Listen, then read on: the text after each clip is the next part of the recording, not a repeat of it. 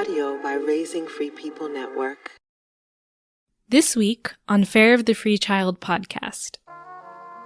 So that is a boundary. That's something that I could say, yes, I can support you with being, with accountability around this thing and not have it be, feel performative for you in that way. Right. But if you say, for example, because I don't want to give an actual thing, if you say, yes, but every time you come to me, you got to put a piece of a line of red paint down the middle of your face because that's what makes me feel like, you're paying attention, then I'm like, I'm not fucking doing that. Right. And it feels like it's the line of red paint, which I'm like, that's not about your boundary. That's about some extra shit that you want me to do to myself, which I'm like, I'm not down.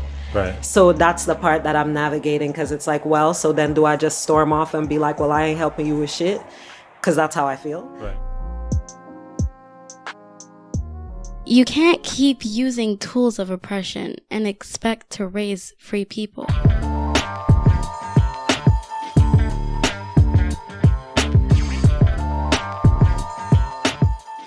Oh, y'all. I'm sitting in a chair for this one. I usually sit on a stool or on my bed to try to minimize the sound. But this, you hear this? You can hear all this as I scoop my booty around in my back. I'm sitting in my chair leaning back because I want to. I want it to be really comfortable for this episode. So hopefully that extra comfort shows up, because I feel like the rest of this episode is tense. At least it is for me. So I'd shared with patrons a while back, maybe when I did this recording that you'll hear of Kris and me. I think I did this in, I don't know, maybe like January or February. And I'm calling these AIM-isodes maybe, AIM. It's all in my, because it's like all of my feelings, all of my pain, all of my, that sort of thing. This episode is very lightly edited. It is probably going to sound disjointed. That's the assumption that I'm making, because it's intentionally cryptic because Kris and I didn't want to compromise the privacy of Marley and Sage and of our family by sharing any specifics. But the reason that I recorded this, and I'm so grateful, thank you, Kris, for saying yes to me recording this, is because I was freshly out my fucking feelings from a family meeting. And I feel like sometimes, certainly I've gotten the feedback, and I feel it sometimes, that when people come across Raising Free People work, one of the initial and maybe even lingering feelings is guilt. Like, man, I'm fucking up when it comes to my kids, or I got fucked up, so now I'm gonna do this and da-da-da, and I don't feel good about it. Like, there's a lot of guilt, right? A lot of even sense of shame. And I try really not to live in that space with my parenting. It's not useful. It makes it easier then for me to like hold on to my fucked up habits because I'm just in a downer space when I let guilt like just kind of ride. So this episode 219, of course, the show notes page is raisingfreepeople.com/219. This episode is fresh out of a family meeting. It's just Kris and me just kind of sharing some feelings right quick. And if I were to give this episode some keywords, they'd be boundaries, change, healthy communication, real shit, the practice, right? Because I keep saying that with this work of Raising Free People, there are processes and then there are practices. And the family meeting was more of a process. Like, we have kind of a way we do it, and we go through that, we schedule it, we do it. And the practice part in this instance is really about how I was able to, let me see. The practice showed up in a few ways. The practice showed up during the meeting, as you'll hear me say, because I didn't storm out when I was like, man, fuck these niggas, da-da-da, because that's my default. So that's practice work, me seeing, oh, I recognize that my feet are ready to like feel the weight of my body. I want to stand up. I want to walk out. I want to put up both middle fingers. bite my lip and blah, oh, and leave. I didn't actually do that, which I have done before. So I get to see the practice at work, because in that moment I was able to settle myself. I was able to hear myself. I was able to hear my thoughts get really loud, which meant that I was listening less. And I was able to quiet those thoughts and say, oh, I got you, girl. We're going to think all these thoughts, but what they saying? Like, I was able to do that in the moment, which for me is so powerful, because that's one of the hardest things typically for me to do, is to quiet my sense of injustice and what the hell they saying long enough to listen all the way through to what someone is saying when I feel like probably that person needs to be heard. So this is not about all the time shutting up and let people talk, but it's about not feeling trapped in my own thoughts and making that decision about when I want to walk away and when I don't, as opposed to me just feeling my body walking away because I'm just like, fuck this shit. So that's the practice. And also another part of the practice that you'll ear witness right here is that Kris and I talked about it after. We talked about it. I was able to name some of the things. This part, I don't know if you can pick this up because you don't really know Kris, but he was really graceful because he could see, I'm sure from the meeting and even after, and hear the level of frustration and the multitude, the layers of feelings that I was experiencing. So he really let me talk. He let me cut him off a couple times. I could very clearly see and hear the ways that he was making space for me, doing extra things to make space for me. Similarly, how I was making space, doing extra things to make space for Marley and Sage in the family meeting. They were probably doing that too, making space for Kris and me in various ways. So there's a lot of that going on. So those things are the practice. And then the process was just us making sure that we schedule this meeting, we have this meeting, that sort of thing. So these AIM-isodes, these all of my feelings, all of my skills, all of my practice, that's what this one is all about. Okay. All right. So show notes page again is raisingfreepeople.com/219 for all relevant links related to this episode.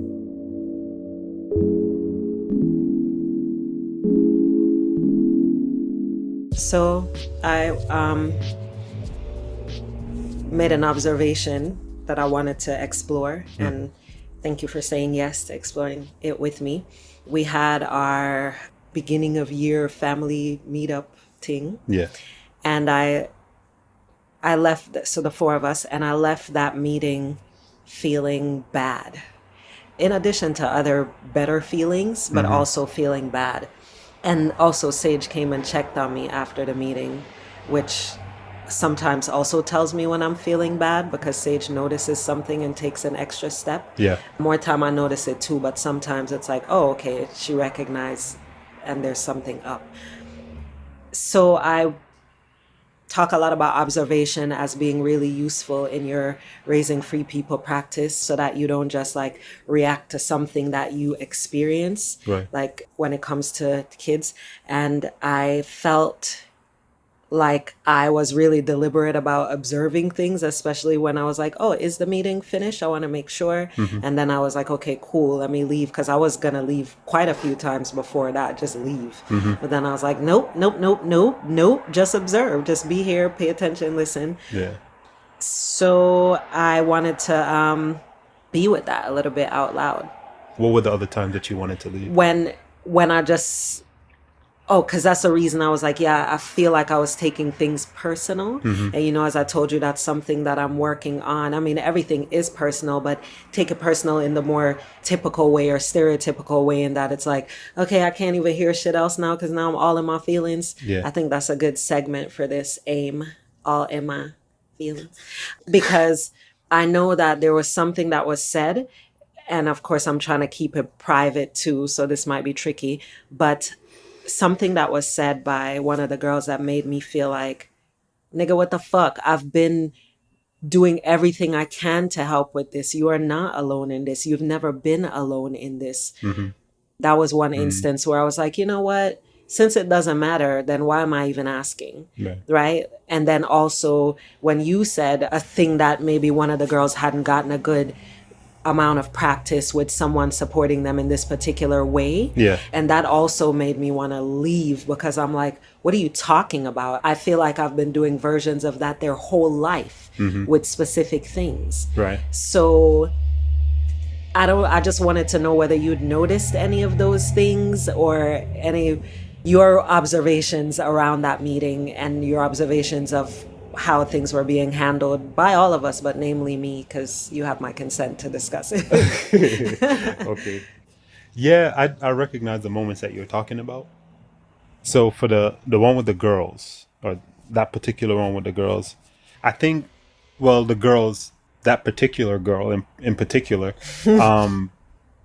she's having a moment, like many moments. And I think we both recognize them, like in the same way that we knew that when we were in school, now looking back, we were like really emotional about some things that in the grand scheme of things didn't matter, because at the time we're all in it and that was all we saw.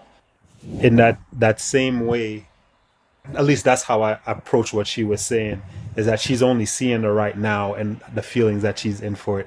I don't think she has a practical recollection for all the things that have been done for her and the things that's gotten her to that point. Yeah. I think she's mainly talking about the who she is right now and how she feels right now.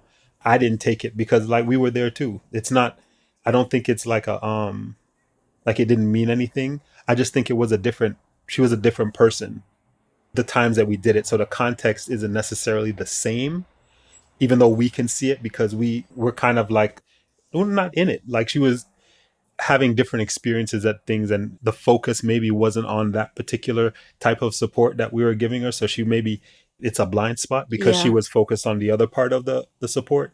So, and I recognize that too in myself with things that comes up even now that my mom says, and I'm like, oh, is that what happened? Like, my recollection of it is so different than my mom's, and hers is actually more accurate. It's not a matter of interpretation. Right. But because she had the benefit of like, the perspective of being in it and supporting it. And I was really just in it. Right. Yeah. So I can see where those sort of differences of how something translates.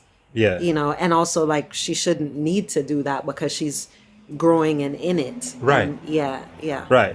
So like that's the perspective. And I guess in a sense it goes for both instances of what it was. Because for you, I think it was a particularly sharp because you remember what it took for you to get to the point to be that kind of support that she needed. Yeah. Right. And you remember the times that you were battling with yourself to see if it was okay. Right. But you also recognize the past versions of yourself is what I'm trying to say. Yes. Like there were instances where you were in it in a different way. Yes. Right. So you have those recollections and you have that history and that your work that it took to get there. So it means something, not just a passing moment in time to you. Right. Because you had to go through the growth to be that support. Right. I would put it to you that the parts that were that for you maybe wasn't that for them, and that's kind of, I had the luxury of coming from that position where I'm just dealing with what's going on now and not necessarily needing to point out the fact that you were getting X amount of support before. You were already doing this. What are you talking about? I was in a position to do that, not necessarily like downplaying your influence before and the help that you were giving before, but more so to get to the root of what actually she was looking for in the moment. Yes, I get that. Yes. And it's not just before, because it's still happening, and that's a part of the thing. Because even at one point when one of them said, yes, I have asked for help, but the help is, and I was, again, because I feel, I don't know if it's more involved. It's differently involved than you. I feel like I take stuff on with them, like sit and lay it out, like what's going on. It feels like a deeper level of involvement to me. So I also was definitely navigating the feeling of like, what are you saying? Like, you can't speak for what I've done. You can't say that they haven't gotten a certain level of such and such. That's not appropriate, because you can only speak from your perspective. And it was surprising because I'm like, you see how so those were the things that were happening in my head that were much louder than what was actually happening. And it was hard for me to continue to listen. So I was glad for the moments when it came back to, okay, like, what are we saying that we want to accomplish here? Or what have we discovered here? Because I can't always be with what's being discovered in that moment. Right. It's too much. Right. So that's why this is useful. So, okay, so that's what you observed those same things, and you were just giving me perspective as to why, which is useful, but I just really wanted to see whether you observed those things and what in them you observed, not necessarily your assessment of why I might have reacted that way. Well, I look at it as in my description of how I saw it going down. That is what I observed. Like I recognized that she wasn't being speaking from a total experience. She was speaking from the place that she was now. That's the thing that I observed when she was saying what she was saying, because even in talking about things that she did in the past, she had to acknowledge the support that was there. Like, that was a part of the conversation. Yeah. And I just feel like at that moment, she wasn't connecting the two. And I think for the purposes of why we had the meeting, she didn't need to. Although I recognize now that approach isn't fair to you because you know of what you were going through. But isn't appropriate is more so the term I would use. Like, it just wasn't, it didn't fit. Okay. You know what I'm saying? Like, it wouldn't be true. It wasn't a good fit because that wasn't the experience. I'm just saying that to say it didn't feel like a fairness thing to me. It felt like it for me. It felt like it for me. Yeah, because I know, but I was just offering that Okay. because you said fair to me. So I wanted to share that. By the way, for me, that wasn't what I was see. present. I see. Yeah. So I guess to word it properly, I didn't feel it was fair for her to take that stance on the support that you were giving. Got it. But I decided in that moment, and also because it was kind of the purpose of why we were there, was to try to get at what she actually thought she needed right now and what that would look like now. Yeah. But yeah, in that instance, that's what I observed, and that's I get it now. the Yeah. route I took. Thank you. Yeah, and that's really useful because it just really allows me to, just be with the reality that for me it was like, oh, okay, it became about me. It felt like a lack of appreciation and a misnaming and of my efforts, which made me feel like, so then if it doesn't matter, if it's just gonna go okay, daddy's right, of whatever you say, then I should back up, because then I'm gonna put myself in that position to not be received as actually supporting, and it's not useful, and maybe I can't see it, and and that's the feeling in that moment. Yeah. Whereas now, as I'm with it, it's like, that's salt, there's saltiness in that, which is okay. Right. But it's not the place that I would want to operate from. I So see. now I get to be with that and say, okay, which parts of it do I express to you? Yeah. So that it doesn't become like seasoning salt. Right. And then which parts do I work on myself to say, it ain't, or how much of it, because there are parts, it ain't about you. Like, what we were trying to get at was this thing. Yeah. And also, okay, so to manage that part of, maybe it isn't useful, or maybe I can't honor their requests to be a certain way around these things. Maybe I can't do that. Right. Because my version of being this way and yours, speaking about one of them, it's not the same. Right. Because they ask us to do a certain thing, and I'm like, if I'm going to do it, I can't do it how you want it done. Right. So it's for me to be with those things now without it being their problem in a sense. And that's really what I wanted to be with out loud. I got you. Yeah, and any insights that came up for you. Yeah, because just in terms of perception and approach. So the same way that you would say that about if you're going to be essentially responsible for showing you to do a thing, like I can't show it to you the way you want it to be shown to you. Is that it, in essence what you were saying? Yeah, like if you're doesn't sound saying complete, if you're but- saying to me, yes, you have my consent to go in because I want to get this thing done. Right. Right? There's boundaries, right? Like, how one of them was like, okay, if we're going to do this family work hour thing, I don't want to start off with, here's what I want to accomplish. Remember? One of them said that, which Yeah. is fine. Everybody gonna know it's Sage who said that. Sage said that. Because everyone knows that Marley is all about the list and the preparation. Yeah. So that is a boundary. That's something that I could say, yes, I can support you with being, with accountability around this thing and not have it be, feel performative for you in that way. Right. But if you say, for example, because I don't want to give an actual thing, if you say, yes, but every time you come to me, you got to put a piece of a line of red paint down the middle of your face because that's what makes me feel like, you're paying attention, then I'm like, I'm not fucking doing that. Right. And it feels like it's the line of red paint, which I'm like, that's not about your boundary. That's about some extra shit that you want me to do to myself, which I'm like, I'm not down. Right. So that's the part that I'm navigating, because it's like, well, so then do I just storm off and be like, well, I ain't helping you with shit? Because that's how I feel. Right. And that's what I'm going to be with over the next couple of couplers. Got you. Yeah. Okay. So in that instance, me coming to that same discussion about how we go about giving you what you needed, my approach would have been, tell me what you need and I can tell you what I could do. It's not. Yeah, but I mean, we didn't, that wasn't, I'm not talking about approach. I'm talking about what happened. Like, we happened upon that thing where they ended up saying, okay, yes, we want that structure around these things. Right. Yeah, so it got there already. You know what I mean? Like, we were already, I'm not talking about the benefit of the hindsight of how I'm saying, like, in that moment, the conversation was already going on. Like, okay, yes, you're saying you wanted around these things. Then we started talking about the actual subjects that they would want that level of accountability, or topics, right? Yeah. Right. The actual life things. And so I'm saying from that perspective. Okay. Not the, like, of course, if we had time to think it out, I would say, yes, I would do the same thing. Yeah. Yeah.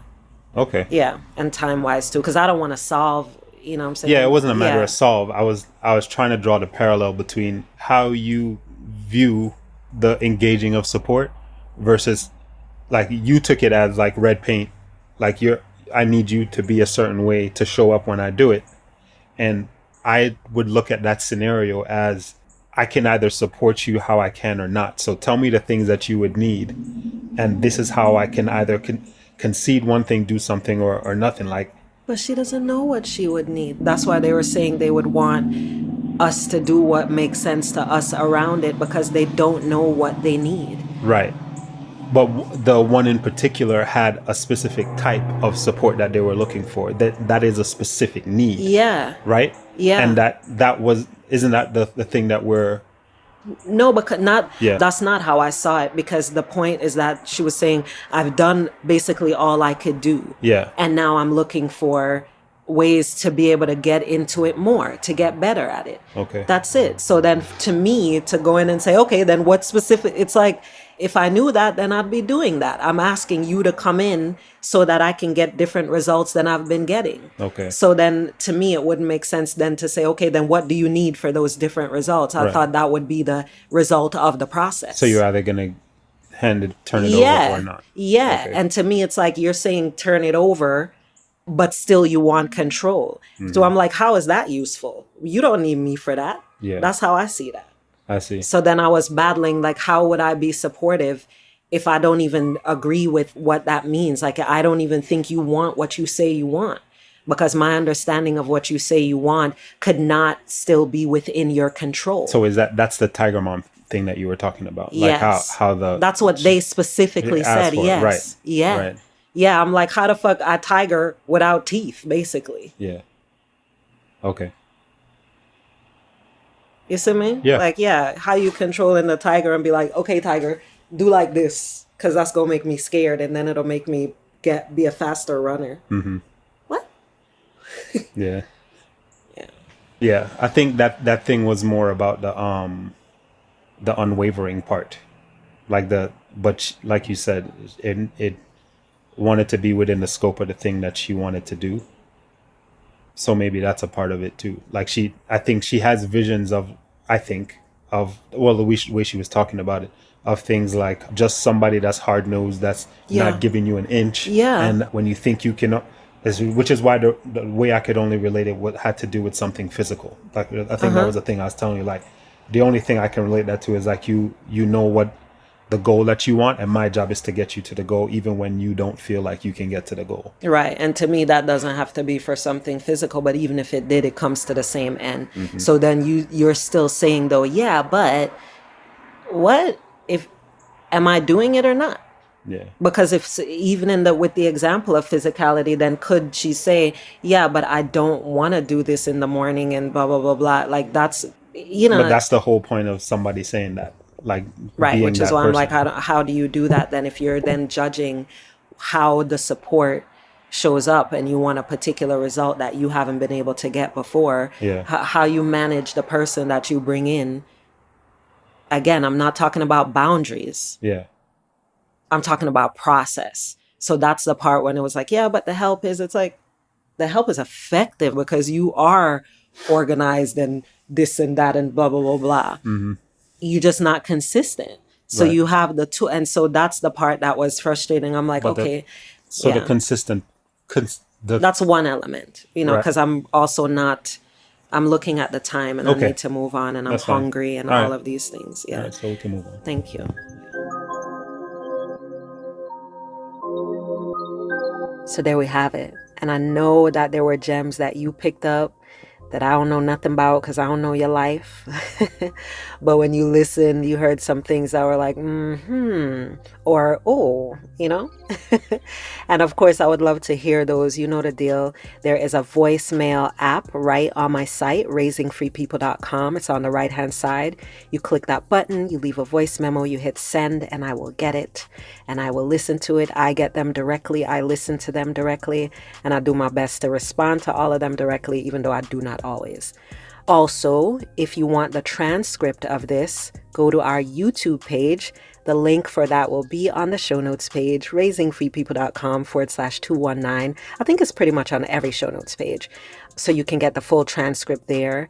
And we have 9 more episodes for this season. 9 more super dope episodes, including, call Anthony out, another episode of Fear the Free Man Child. I think he's in the process of recording it, actually, re-recording it. So we have 1 more of those because I know y'all love those. So do I. And next week we will be joined by Iris Chen of Untigering. Iris and I spoke months ago, I think last year, actually, if I'm not mistaken.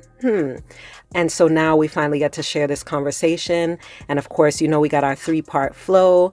I, feed, feel. We got the invitation, we got the feedback, and we got the field trip. So we do have a field trip coming up with Iris. All those details will be in her episode coming up next week. So as always, thank you for listening and chat to you next week.